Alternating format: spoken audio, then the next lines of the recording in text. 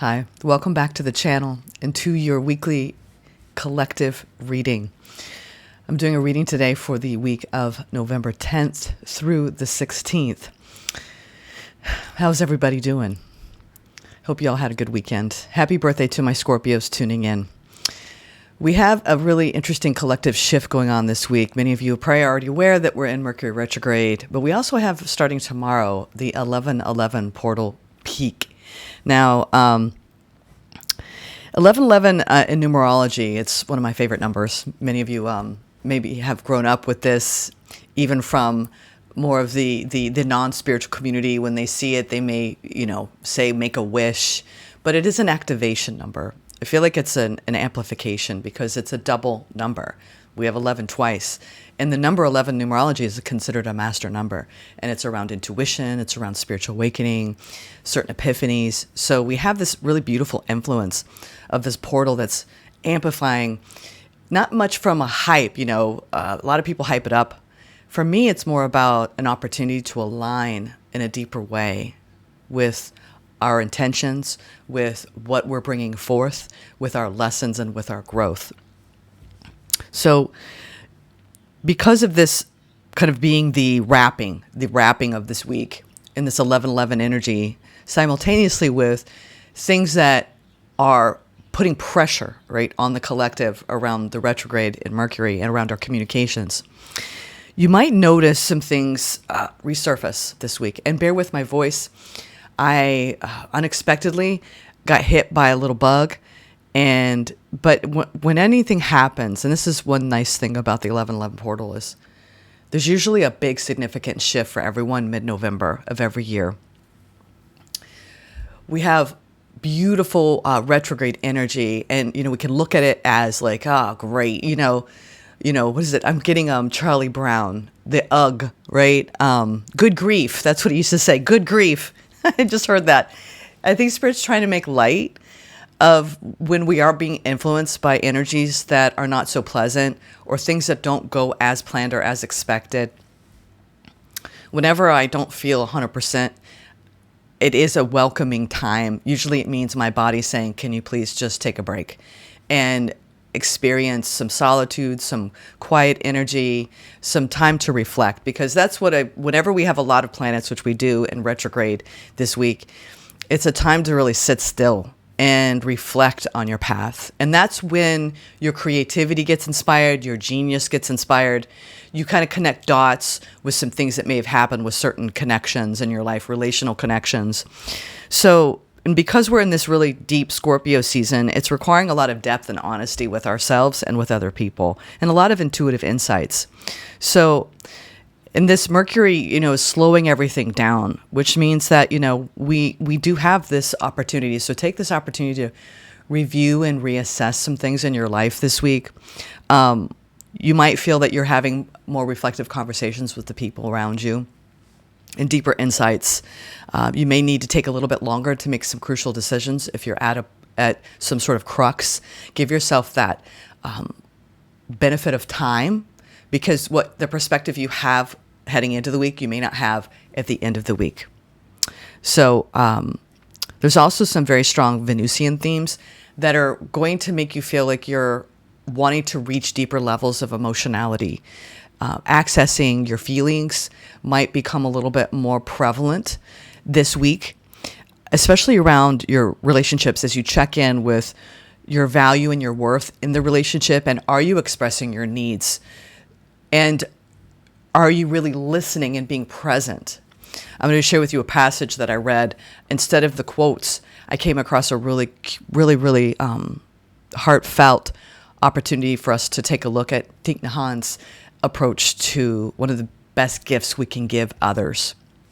So we also have some Mars energy that's going to be stabilizing. It's going to create more of this grounded sense of, okay, I'm going to go ahead and step forward from here. I can step into whatever I want to step into. And just more of like, I've regathered myself, I've collected my thoughts kind of energy. So when you combine the 1111, the intensity of Scorpio, the energy of Mercury, and then also we have a retrograde in Jupiter in Cancer, which is going to bring up, like I said, a deeper time of reflection, a deeper time of accessing your feelings, especially around what you're nurturing in your life and how you're receiving any nurturing, right? This is when our mother wounds gets really triggered around where we need to be mothering ourselves better, right? Not necessarily, some of you may have interesting experiences that you may have with your mother or memories with your mothers or as a mother, if you are a mother. Whenever I think of Cancer and Jupiter, especially in retrograde, it's really a time for you to mother yourself in ways that maybe you don't allow yourself to experience, all right? So in the heart with Venus in this recalibration, this week is really a powerful moment to pause and listen inward and really make a conscious choice around what's going to support your growth moving forward throughout the holiday season. And as this end of year culminates, what lessons have you learned, right, in the last couple of months? Now, I'm going to pull some cards. I feel like pulling cards first. And I was joking, I think, on my membership portal that I sounded worse a few days ago. I sounded like Barry White. So if my voice is a little deeper octave, it's just because I do believe I'm going through some sort of throat chakra activation at this time and releasing energies. So if you have anything that weight on the chest, anything heavy going on in your throat, chest, head, it usually is indicative of things that you need to release, expel. Being tender with oneself is going to be very important this week. I feel like that's the biggest energy I'm getting, is being tender with yourself and really doing that deep inner alignment work, which you're going to need time for that. You may want to be journaling, meditating, listening to music, doing any kind of artistic endeavor. Let's get some cards. Oh, thank you, Spirit, for presiding over this reading. I'm using the Sacred Symbols deck. What's going on for the collective this week? We have affluence. Okay. This is about our prosperity. I think this is going to be a fortuitous time for a lot of people. Even in retrograde, Jupiter and Cancer, it's a time to look at our homes, our families, and our legacies. Oh, wow, we have guides, affluence and guides. And yeah, this is the benefit of having guides, our inner guide, and also our actual spirit team helping us on the path. We're being guided through water season towards our I'm getting the legacies of our soul work, our souls.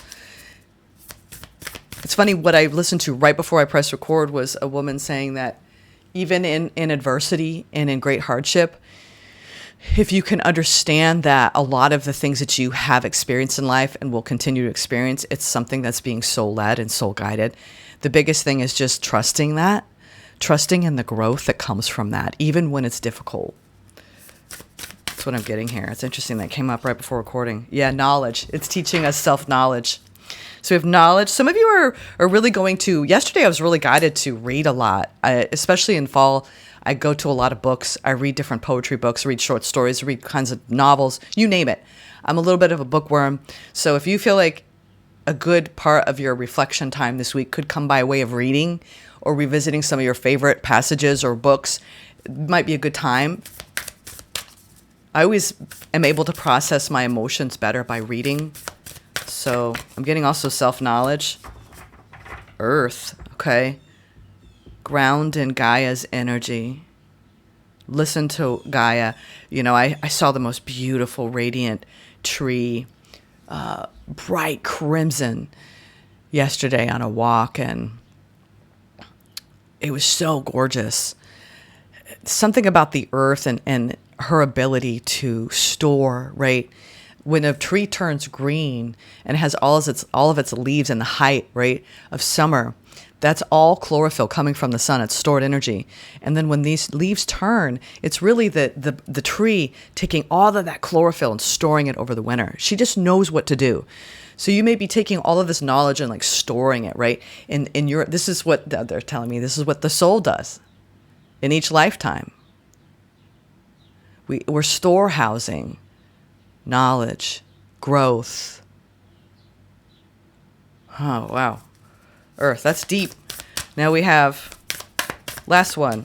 So this is a really big week. Wow. Interesting. We have water and fire showing up. And I think that, I'm sorry, not water, earth and fire showing up during water season. So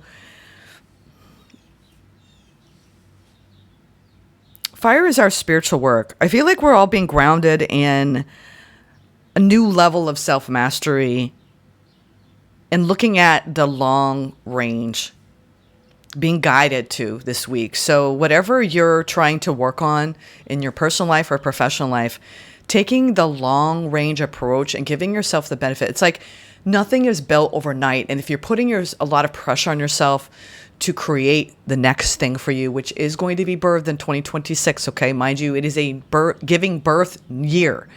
This is the year, this is the time at the end of this year, not to get too ahead of ourselves, that this is the time where we need to gather our energy and pull back a little bit, slow down, okay? So we can ground in our own spiritual energy. Feel like we're all reaching new levels of self-mastery in our spiritual depths. And we're being lovingly guided to continue to learn and grow. That's one of my favorite things about books. And I do have a book list on my channel because when I first started to awaken, it was because of a book. I read Wherever You Go, There You Are. And it blew my mind. I was a college student. This is all on my website, but if you need any inspiration, go to my website and look at my book list, because I think books, they're their own consciousness. I recommended this book a while back. It's called The Book of Alchemy, and I really sat with it a lot yesterday. And they're short stories from all different authors, all different walks of life, and they have journal prompts with each short story. So I'm going to read to you a quick little blurb inspired by Thich Nhat Hanh. This is called Darling, I Am Here For You. Instead of the quotes, I'm going to read this. It's by Elizabeth Lesser. People need people. That's always been true. We also exasperate one another in evergreen truth, don't we? We need one another, but so often we struggle to show up in a meaningful way. That's never been more obvious than when someone we love is suffering. Whether they have a serious illness or a headache or a heartache. When I was my sister Maggie's bone marrow donor, the easy part was having my stem cells harvested, a lovely word they used to describe a not so lovely procedure. The harder part was knowing how to help Maggie during some of the most extreme suffering I'd ever witnessed. We've all been there, trying to support the ones we love when they are hurting, and we all have been the ones hurting, and still we flounder in our helping. I had a front row seat in the theater of how not to help when I was Maggie's caretaker after the transplant. When well-meaning friends expounded on the healing power of juice fasts, or the amazing clinic in Germany where so-and-so's cousin was cured, or how negative thinking might have caused the cancer, I'd watched Maggie's face twist into a look of weary and sometimes wrathful disbelief. Some people were over-helpers, filling the awkward spaces with too much advice, too much talking. I've done that. Maybe you have too. And some friends in their confusion or fear didn't help enough. I've done that too. Not make contact because I didn't want to say the wrong thing or intrude on someone's privacy. But avoiding the one who is hurting also goes into the how not to help category. So how to help our beloveds in their illnesses, their struggles, or merely in these troubled times. My favorite advice comes from Thich Nhat Hanh, the Vietnamese Zen monk, poet, and peace activist who died in 2022. All over the world, thousands of people would gather to listen to Thich Nhat Hanh, perhaps expecting complicated theories that would unlock the secrets of life. But in his very being, that was the teaching. He was the most peaceful person I have ever been around. In an interview, Oprah asked him the best way to help another person, and he said, "The most precious gift you can give to the one you love is your true presence." So my mantra is very simple. Darling, I am here for you. I read this yesterday and it just made me cry because isn't that what we all want? And aren't those the most beautiful words you could hear from someone when you're going through a hard time? It turns out that while health articles, a meal chain, and even your bone marrow will go a long way in helping, it is the marrow of our very selves, our unadorned presence, that we need most. When I think back to those dark winter days after Maggie came home from the hospital, what I know she appreciated the most were the hours we spent stretched out on the long window seat in her kitchen. She on one side, me on the other, our feet touching, and the silence, the deep healing silence, and me repeating just under my breath, "Darling, I am here for you." There's a prompt in this. This book is called The Book of Alchemy, A Creative Practice for an Inspired Life. Sulika Jawad, I know I'm massacring her name. If you want to do a journal prompt this week, write about the gift of presence, about a time when someone was there for you, or just think about this. I did this deeply yesterday. I didn't write about it, but I thought about it. About a time when someone was there for you, or when you were able to be there for someone, or when you wanted to but just didn't know how, or you tried and it was not well received, or it flopped or backfired. How did it change you? What did you learn? Yeah, beautiful, beautiful book. So if you want to take a winter project or a summer project, no matter where you are in the world, I really, really, it's a beautiful book to inspire your own creative writing process. So let's now go into, let me move this away. I want to go into the tarot and see what kind of energies are coming in for the week ahead. In the tarot.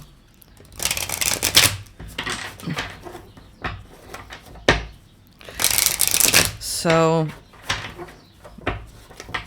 let's see. Oh, also you like my my chicken little glasses? I got new glasses. Let's see. Ooh, Tower. Okay. It's interesting. I actually talked in great depth about this in the membership portal. I'll talk about that later, but it's just interesting this is coming out because we always look at this and it doesn't look very pretty, right? It looks, oh my God, this is total, utter devastation, chaos, right? This isn't the card in the actual deck. I use the Lightseer's deck, but one of the fundamental truths about the Tower, it is, expect the unexpected, right? Energy. But at its fundamental core, it's about spiritual awakening. It's about awakening to a new depth of being, in you being that sacred tree. Actually, when I was in Sedona, the first time I went, one of my best friends was in massage school. And she was an old college buddy, and she knew the best psychic in Sedona. And I went to her, and I'll never forget when she called in her spirit team. I got the ringing in the ears. I got the flashes in my eyes. And I was like, what the heck? I was still kind of new on the spiritual path. I was about 22. And she told me a really cool story that every lifetime you can see as a branch. And your oversoul, your higher self is that rooted trunk, right? And all those roots is you being so rooted and deeply connected to source energy. And all those branches is each lifetime. And right now you're the branch, and that's your perspective. But I'm going to bring you into your own inner being. And I actually felt the physical changes in that reading around the feeling of that. And that's what I'm getting from this Tower card. This is sudden change brought on by the realization of who you are on a deeper level. Because at its core, the Tower in numerology is a 7 energy, which is spiritual growth and spirit being by your side. So in adversity, right? What can we do for others and what we can do for ourselves? We can say, darling, I'm here for you. You can say that to your inner child whenever you feel uncertainty.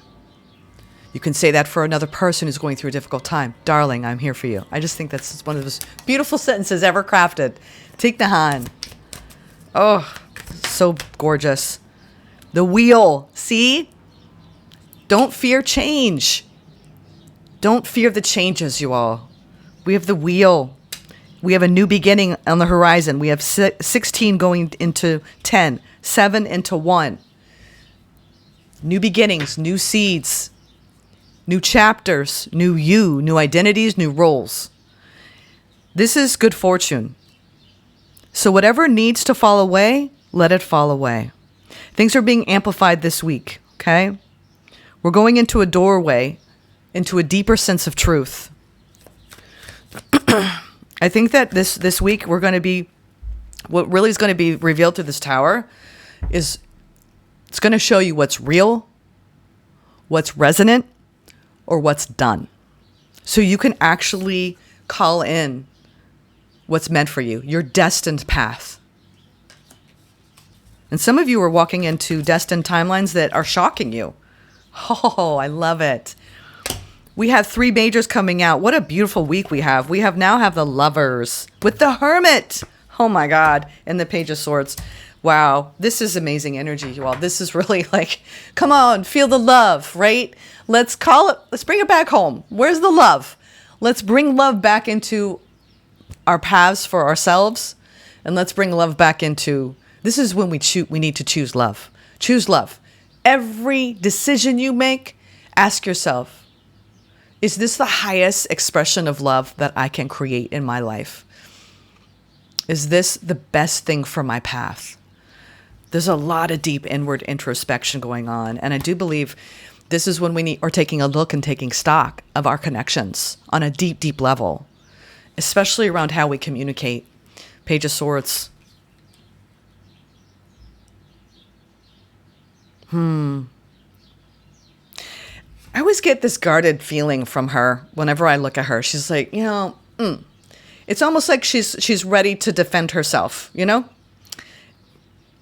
So, and it's right next to the Lovers.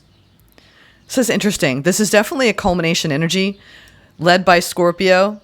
I do believe then we have the Wheel of Fortune. We have this Jupiterian energy. And then we also have this Year of the Hermit. I think that all of us have experienced so much change in our connections, you know, things we did not see coming. But what have we learned? What have you learned? There's so much growth, I think, in having to communicate, right?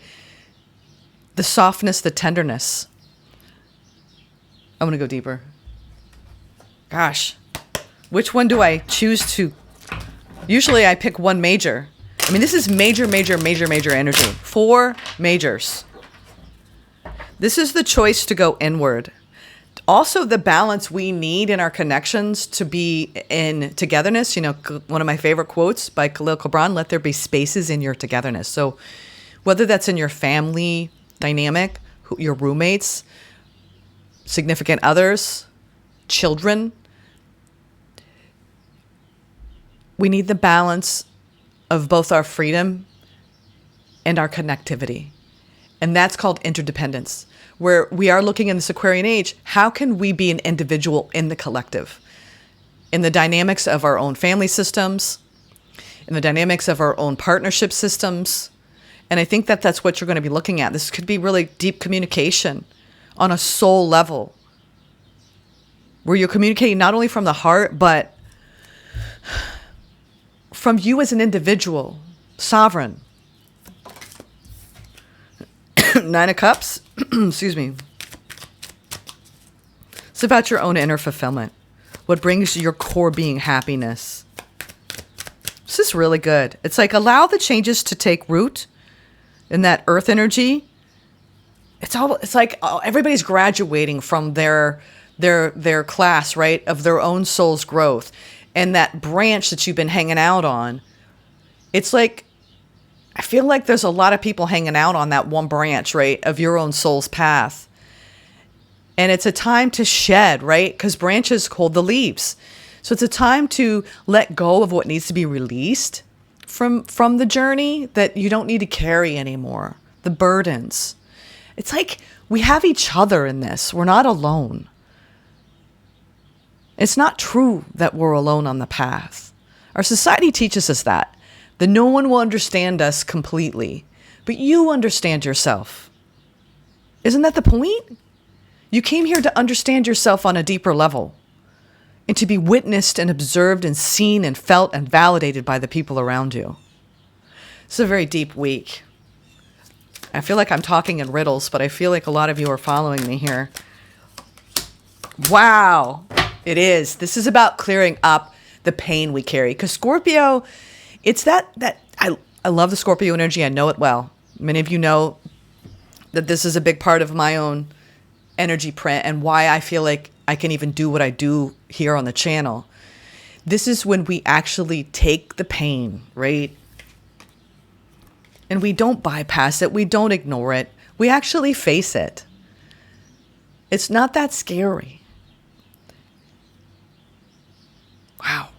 This is like if you've ever had a week where you need to feel what you need to feel. I'm going to share a little bit more deeply with this. It's so interesting how I'm seeing so much of the collective work I'm doing with you in the membership portal here in this reading, because a lot of times we can get stuck in the pain. And I found a new theory around that the true mark of feeling anything is a 90-second continuum. Anything beyond feeling a feeling over 90 seconds means you're thinking about feeling. You're not feeling. And that we don't really give ourselves the opportunity just to sit and feel what we feel. We have to think too much about it. And then we get stuck. So I think that we're all learning how to feel our feelings, how to witness other people and their feelings without getting too uncomfortable. And not overanalyzing it. Just feel it. That's the biggest work of Michael Singer, actually.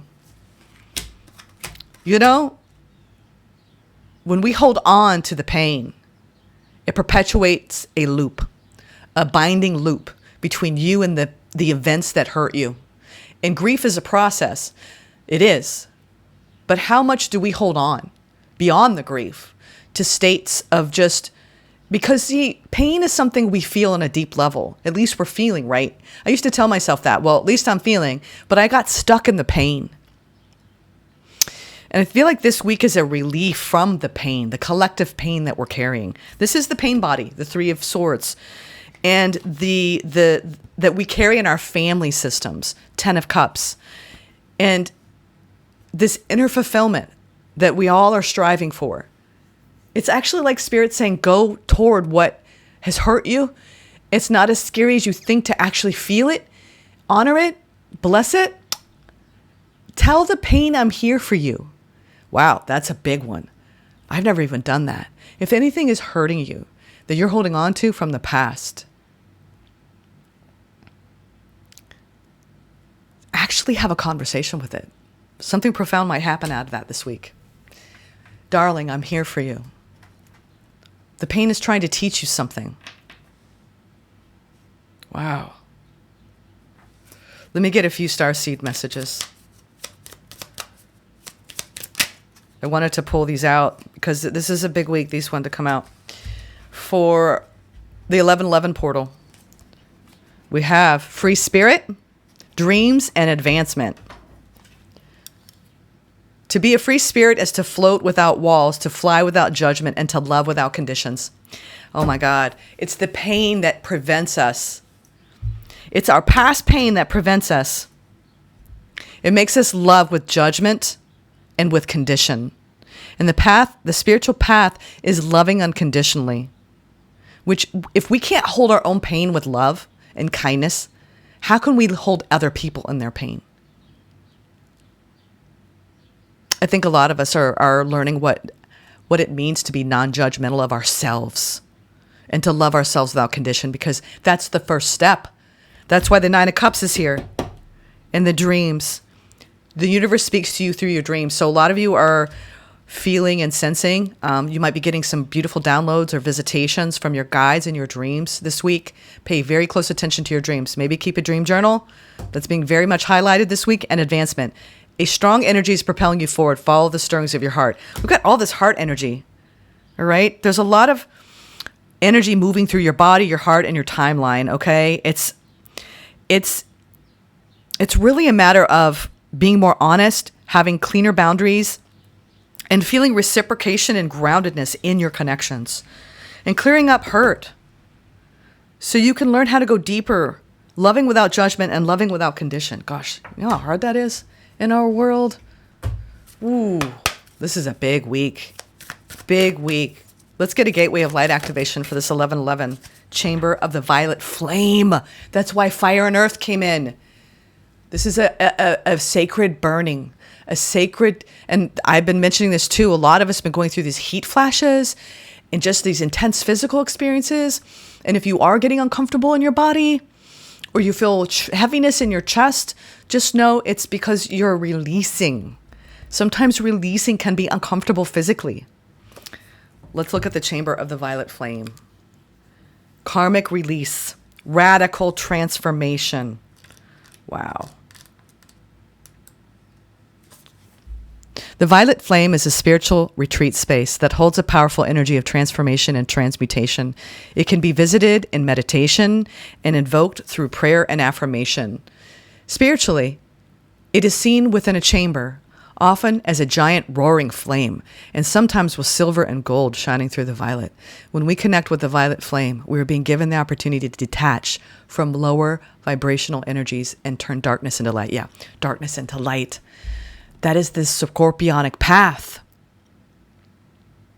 We're recalibrating, not through force. Spirit's showing us what's real, all right? What really resonates with us and what is expired.